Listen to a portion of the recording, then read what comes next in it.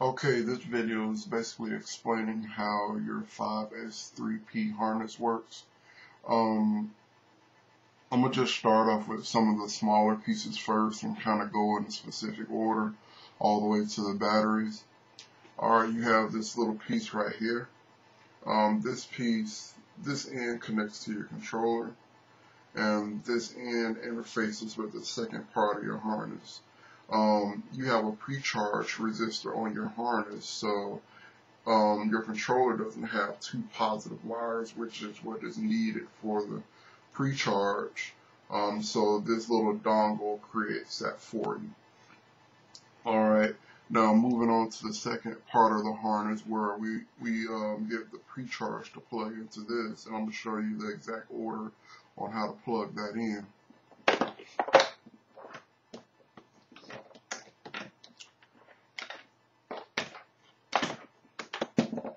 Okay, this is one end of your discharge harness. This plugs into your battery packs. And this is the end that plugs into that dongle. Alright, the way that it plugs into the dongle is when you want to plug your battery pack up to your controller, you want to do negative first. So, take your black wire and plug this in. You plug that in first.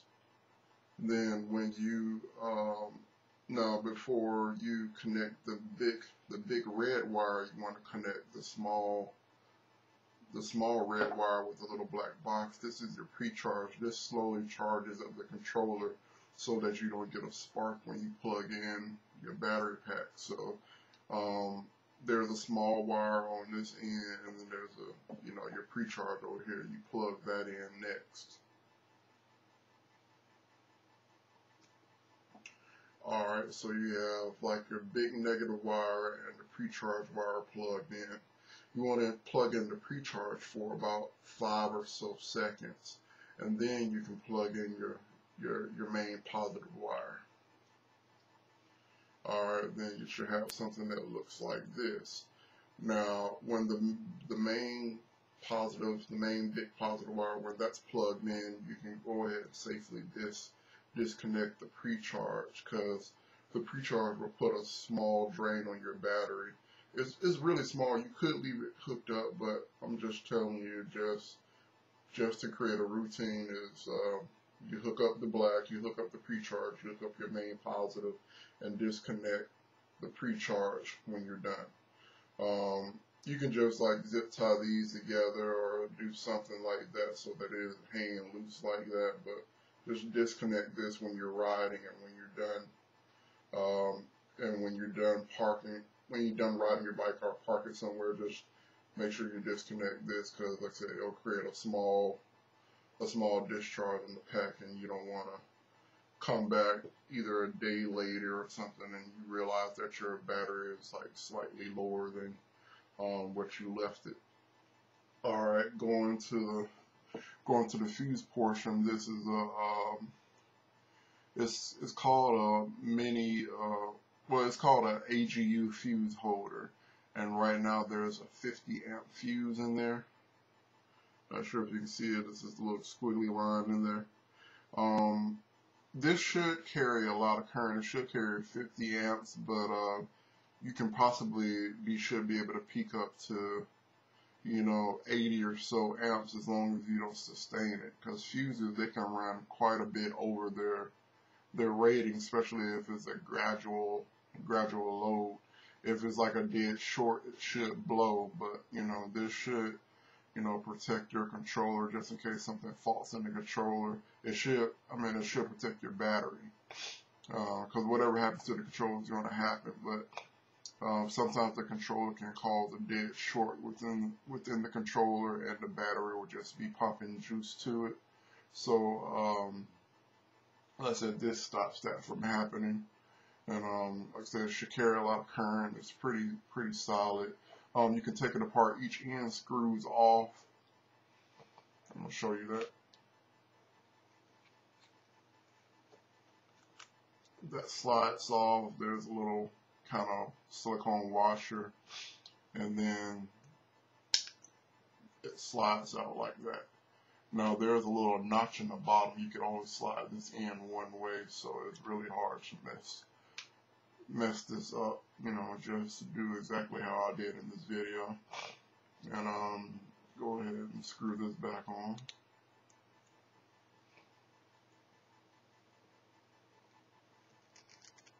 And that's it for the fuse holder. You can mount this inside your battery case or something like that. It has two of the screw holes on it, or you can just if you be careful, you can break or saw this off so that it's a nice round fuse holder. It's not as bulky. I'll leave the choice up to you. Now this plug down here, like I said, this plugs into your battery pack. You wanted a 5S harness. So you basically have 5 rows of Andersons. I'm not sure if you can see, but you know, there's 5 rows.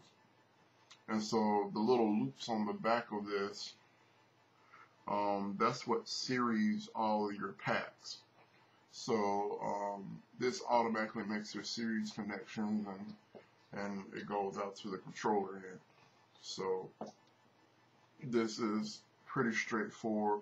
If anything, what I would probably do is, if you're sure you're going to be running 5S all the time, then go ahead and just dab some super glue just to keep all of them together, because sometimes they'll have a tendency to kind of slide out. You got to watch that sometimes, but if you want to stop that, just add a dab of super glue and it'll freeze and lock them into place. Okay, we're going to go over here to the your battery portion of the harness. This is what your battery plugs into. This has a mating plug, just like your discharge harness. And you know, these do eventually plug together. I'm going to go ahead and do that now.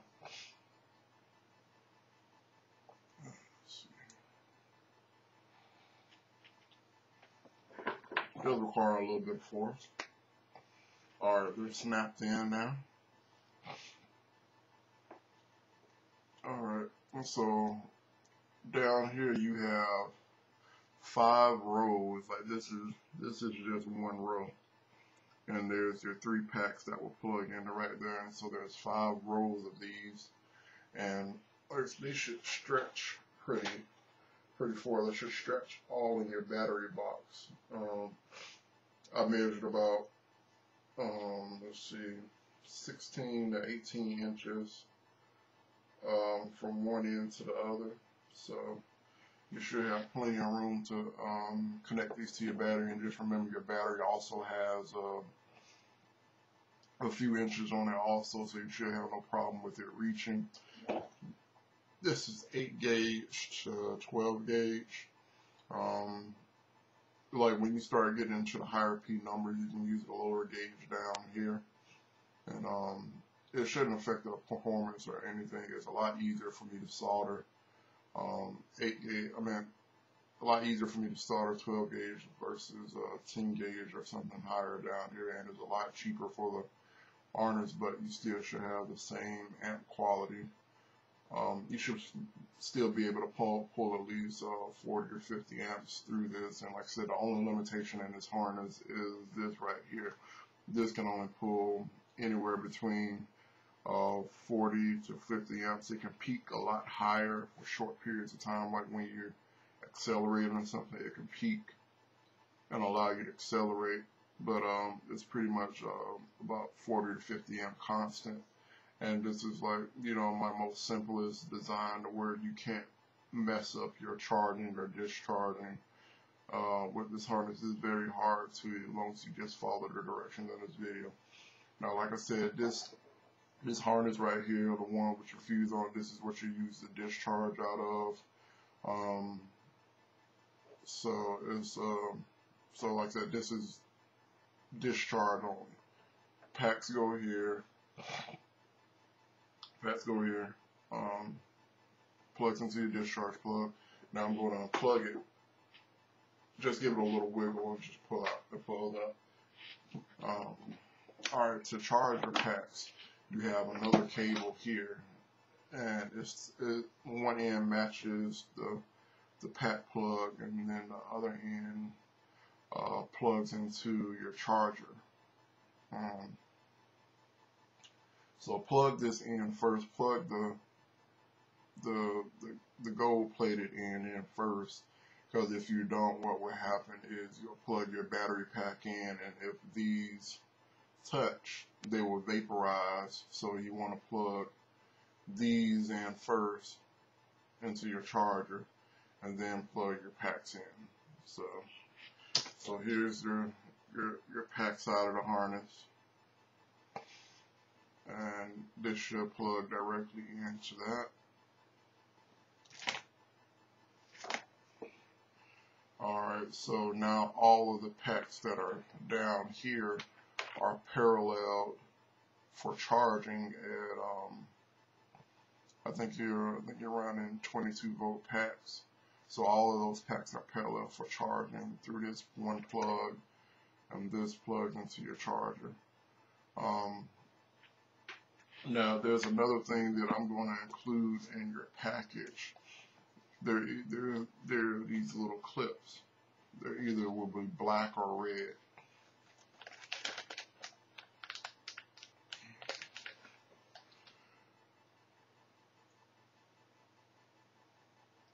I mean, like I said, it's going to be either or. It just depends on what I have. I only have one black one now, but I have more coming in. But I have some of these red ones. They do the exact same thing. And what these do is that even though this is a pretty strong plug, you shouldn't accidentally like pull this apart or anything.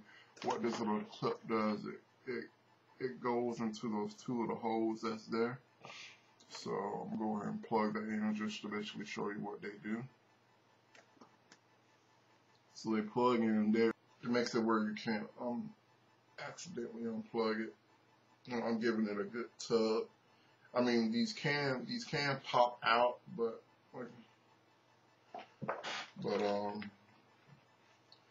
people tend to lose these, and so I include them. I don't think you'll need them, but I'm using a lot of force to try to pull that apart, and it's on both sides.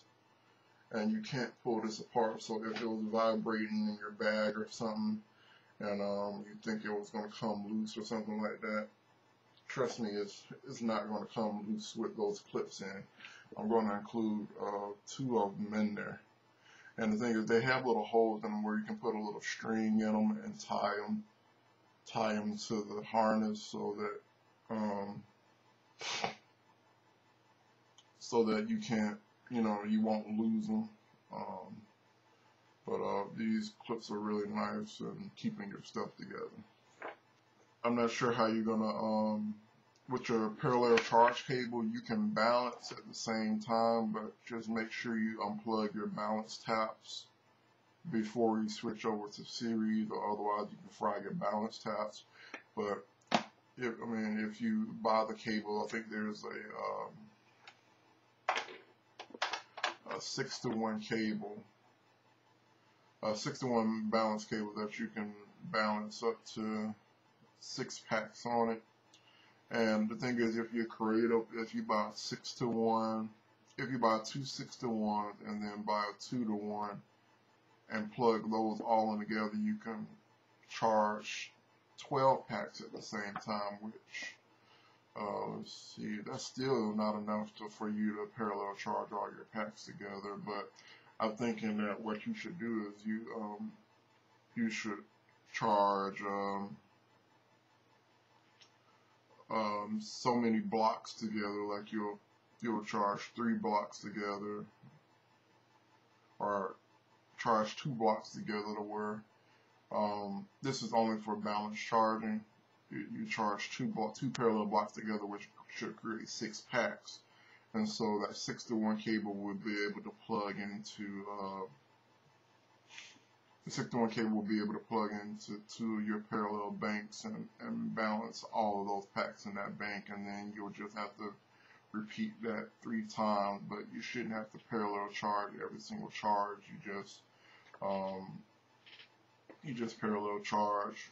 I mean, you shouldn't have to balance charge every single time you do the balance charge as necessary, like, every 20 or 30 cycles. Just check your packs and make sure, they're properly balanced. And then once you start getting comfortable with your packs and they start behaving somewhat consistently, then you can start going like 50 cycles without balance. And but I think that's pretty much explains everything with the harness. If you have any more questions, just let me know.